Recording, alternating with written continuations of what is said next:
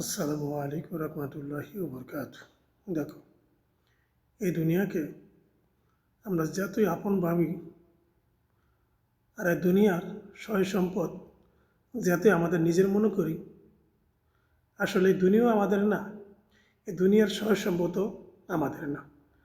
আমরা শুধু ক্ষণিকের জন্য ভোগ করতেছি। আল্লাহ সুবহানাহু ওয়া তাআলা আমাদেরকে নেয়ামত দিছে, নেয়ামতের শুকরিয়া আমরা আদায় করব। আমরা যেন কোনোভাবে আল্লাহ সুবহানাহু ওয়া তাআলাকে ভুলে না যাই।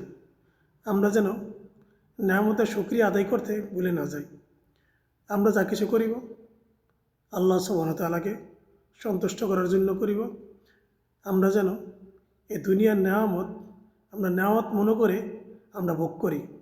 আমরা যেন কোনোভাবেই অপচয় না করি।